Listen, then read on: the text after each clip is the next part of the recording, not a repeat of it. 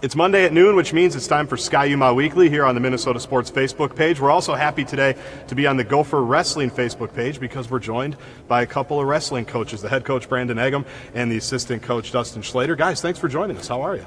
Doing great. Yeah, excited to be here. We're here in Maturi Pavilion today. If you can't tell, it's always very dark. Do you like the mood lighting, first of all, here at Maturi Pavilion? It's a little lighter when you guys take part in here for meets.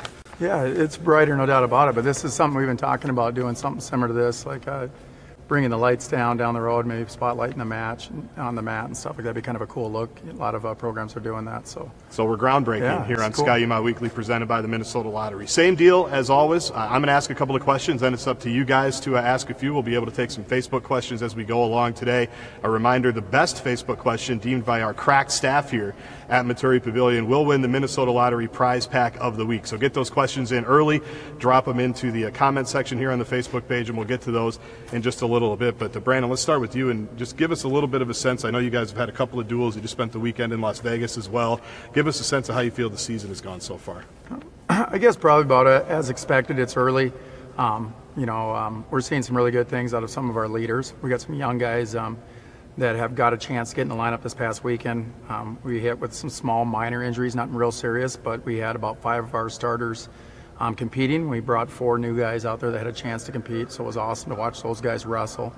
It's really a tough schedule we're in here. To be the best, you want to wrestle the best, and then that's the awesome thing about being in wrestling in the Big Ten Conference. It's by far the toughest conference in the country, and we're, I guess, fortunate to draw inside the Big Ten, just luck of draw, the toughest teams in the Big Ten as well this year. So we got an exciting, really tough schedule. From a coaching staff standpoint, I think there's some things you got to be really smart about there because it can be challenging. Sure. But the great thing is it does test your guys and it gives you a lot to see, like what you need to work on and where you're at. So we're just getting ready to run into that Big Ten season coming up here in January. But so far, about where we're expected. Dustin, you are a wrestler here, 4-time All-American. I know you just spent some time in Poland. We'll get to that in a second. But what do you feel like your role is as the assistant coach through all of this as you try to help the head man?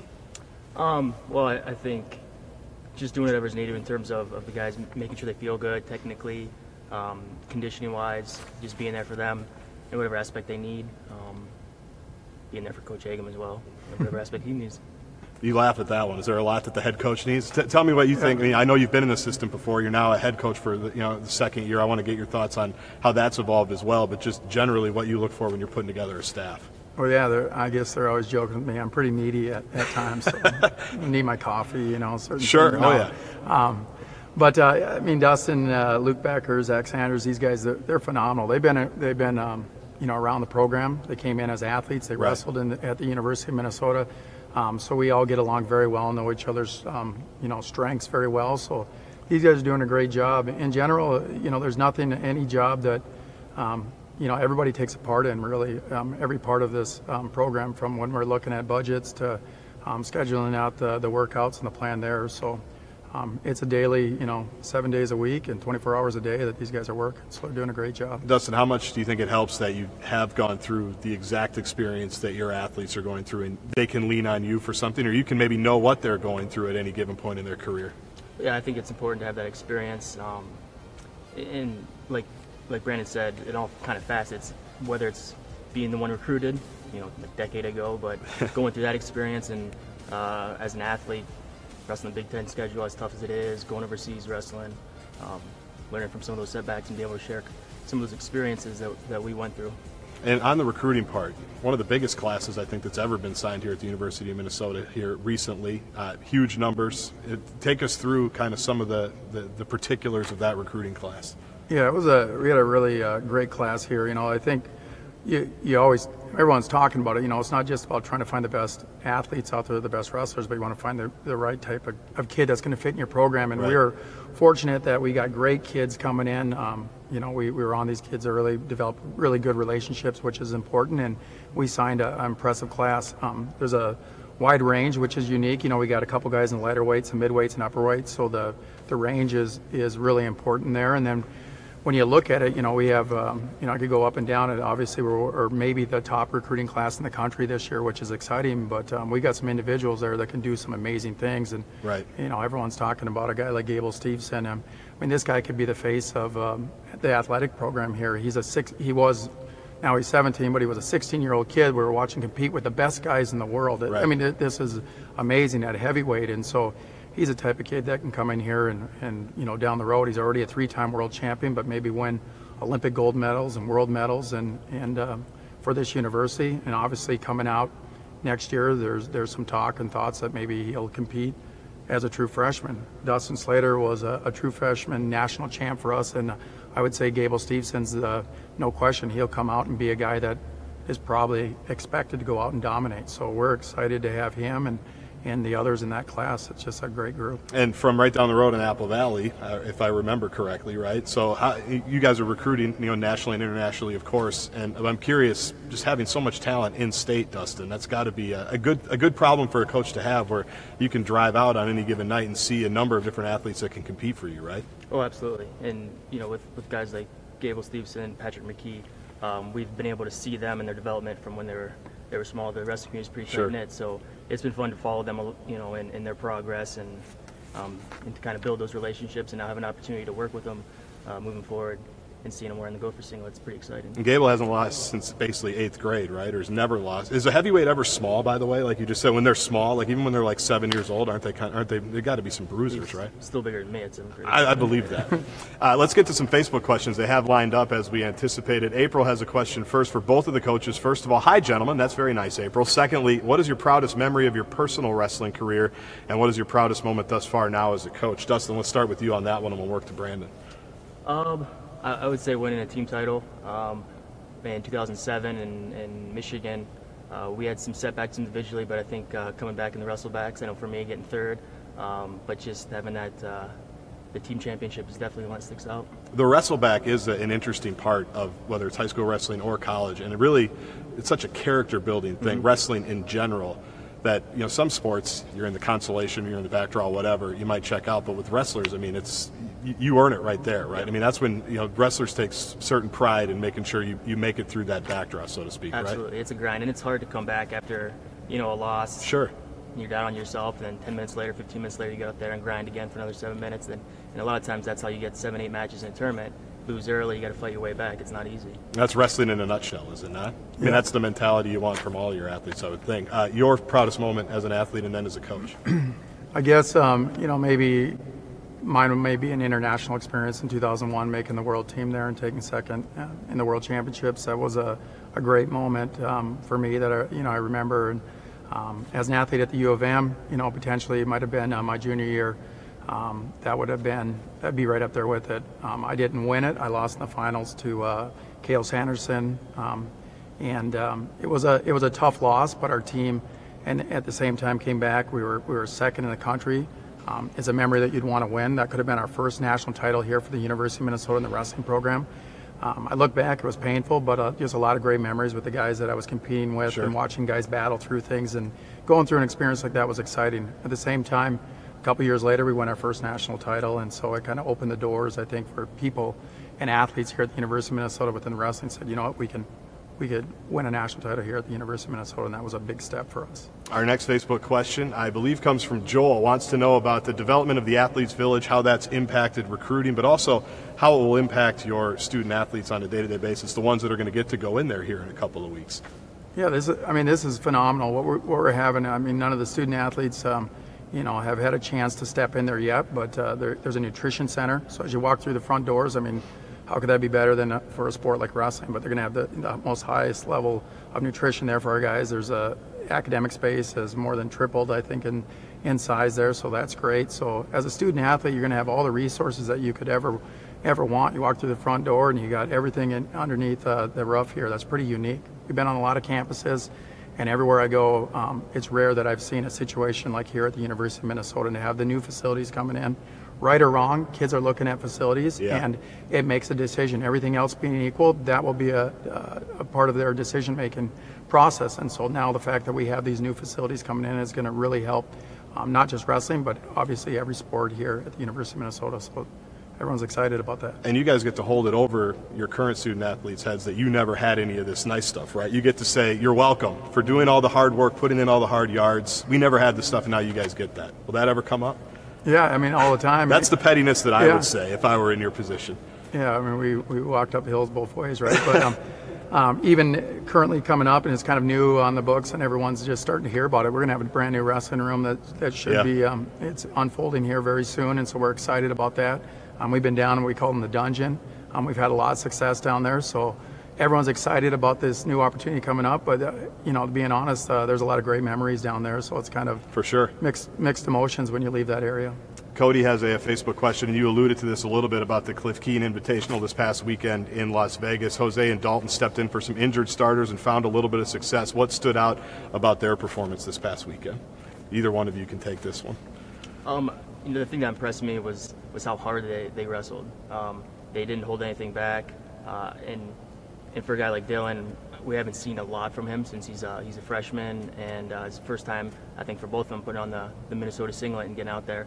But the way they wrestled, they didn't hold back. They gave everything they had, and I think there's some areas where we've seen that there's things we need to work on. They're a little raw, but really, really impressive where they're at right now. How much of a balance right now is getting ready towards the end of the season, right? You want to be wrestling your best at the end. You're obviously trying to build some depth. You probably know what you have at certain spots, but as you build towards the end of the season, where do you think you are right now in that process?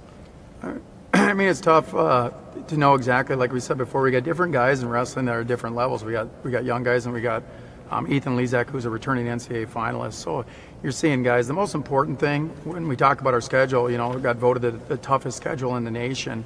So as we're going through that, really important. Our guys are going to get tested. We just got to continue to make sure that we're getting better every day. That's the most important thing, and we see that happening. You know, right now our goal is it's ridiculously competitive. To be a top 10 team in the country is crazy. Yeah. And we're you know, our goal right now is they got us on the bubble right in that area. So obviously our goal is to win a national title. That's what we want to do. But we got a lot of work to do, no question about it.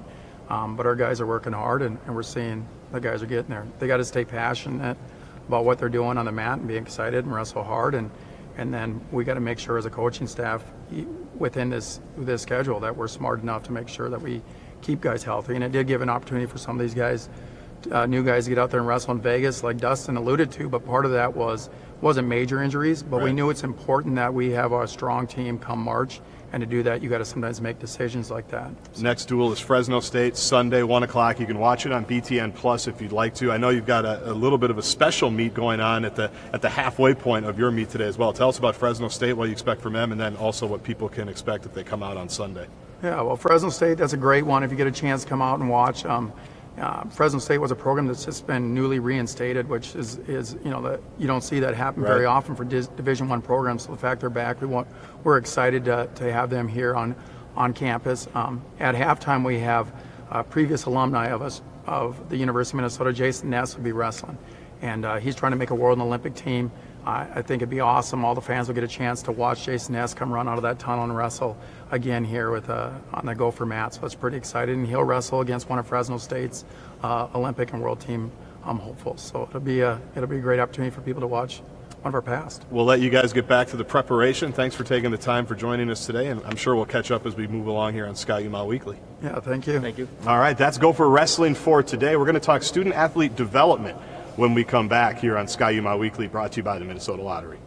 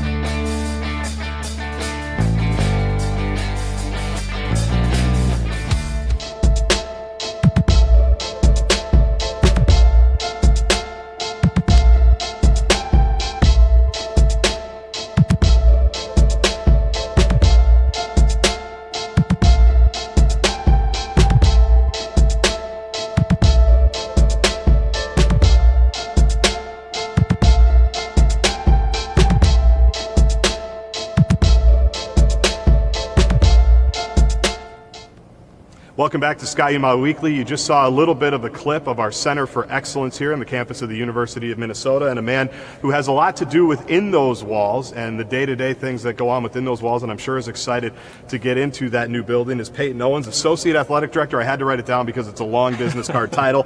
Student Athlete Development and Diversity and Inclusion. Did I get it all? Yes, sir. You got it all. Well, Peyton, thanks for joining us. We're excited to have you. You get a fancy title like that and a fancy business card like that for someone like me who's been to like 7 universities and was rarely developed as a student athlete. I wonder, what exactly does that all entail? What's kind of your Monday through Friday day job, so to speak? Absolutely. Well, I think essentially what it is focusing in on what we believe is our core why, is that the Golden Gopher experience is transformational. So on a day-to-day basis, my team and I focusing on creating and cultivating relationships to really enhance opportunities to prepare student athletes, as well as our coaches and greater Golden Gopher athletic staff, for life well beyond the lines of play.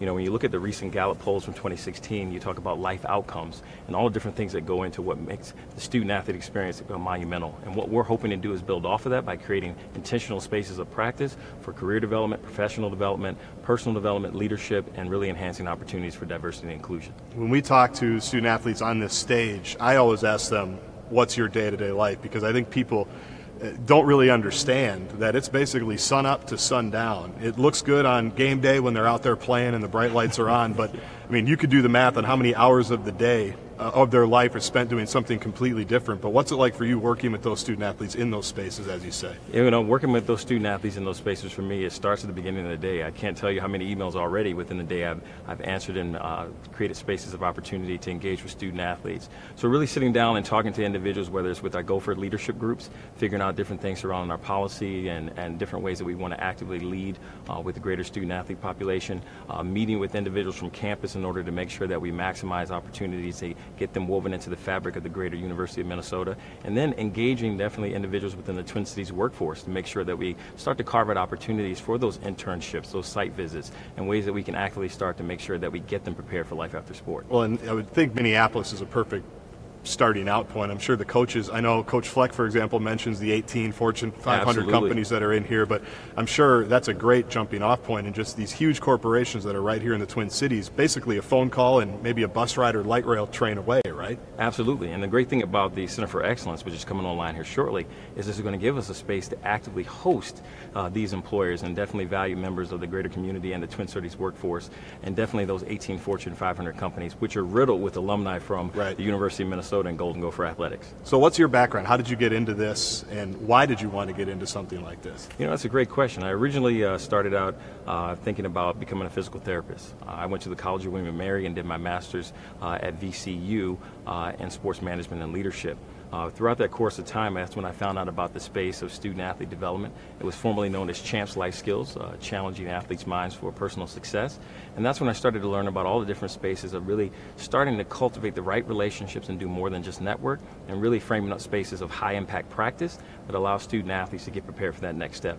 And that's where I really fell in love with it, because, you know, thinking about being a physical therapist, all those years that I was actually a student athletic trainer, I was getting student athletes prepared to go back into the lines of play in order to compete in sport. I just shifted or pivoted a little bit, and now I'm getting them prepared to go out into life well beyond the lines of play. I know that every student athlete will be different, but typically take us through their path when it comes to how you're dealing with them when they come here as a young freshman to 4 or 5 years later when they are ready to enter the workforce. Do you have certain things every single year that you're trying to check off to make sure that they're on that right path? Absolutely. Well, it starts first and foremost with all the coaches that actually allow my team to connect with their prospects. You know, that's one of the things that we say is intentional engagement from prospect all the way through to alumni.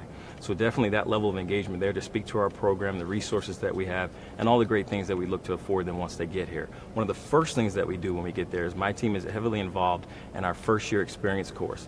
So within that freshman first year experience course, we really focus in on values identification, career exploration, and really getting introduced to a lot of different resources here at the University of Minnesota in order to really help them be ambassadors of the maroon and gold. So within that course, we focus in on different things that allow them to start to really focus in on creating those things that are necessary for a resume, and we specifically speak to transferable skill sets, you know, recognizing what that means and what you've learned through sport. All the things like being able to set both short-term and long-term goals, you know, be able to think critically, where you take critical feedback and you focus, you don't fold. And then we start to build that out in order to maximize opportunities from everything from site visits to resume critiques to mock interviews, and do different things over the course of their time here. So we have a greater curriculum that's based off of each year in school that has a certain number of hours that we're looking for community service, different engagements that we're looking for with regards to leadership development and career advancement, and then different things that we're expecting for them to do with diversity and inclusion as well. We've touched a little bit on it, but the Center for Excellence, the Athletes Village, I'm sure everybody here is counting down the minutes until that thing opens up. Yes. We did a show from the lobby there. We had to kick Mortensen out a couple of weeks ago, probably set the project back a couple of weeks. I don't know.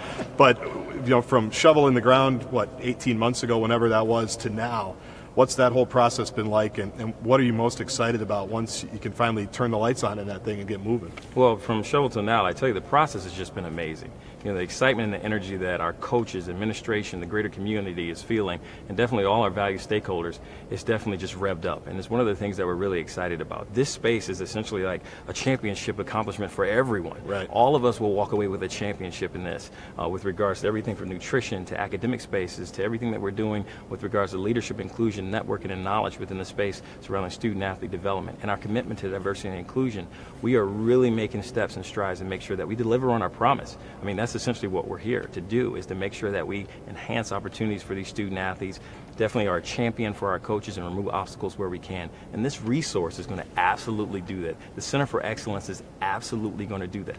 Do you have the clock on your desk, like when it's opening up? It's January something, right? January 18th. It's January something. They're telling us it's January. I know it's on time and on schedule, as Mark Coyle likes to say, so that's good. Well, Peyton Owens, thanks for joining us today. I'm sure we'll catch up with you down the road, and we'll hopefully help you move into your new office here in a couple of weeks. Absolutely. Well, I greatly appreciate it. Thank you. You bet. That's Peyton Owens, you Associate Athletic Director. I'm going to see if I don't have to look down for student-athlete development and diversity and inclusion. Absolutely. Got it. Good. That does it for Ski-U-Mah Weekly this week, brought to you by the Minnesota Lottery. Congratulations to April. She was our question of the day today with regards to Gopher Wrestling. She will win a Minnesota Lottery prize pack. We will be in touch about that. A reminder, we'll be here next Monday as well at noon on the Gopher Sports Facebook page. Thanks, everybody.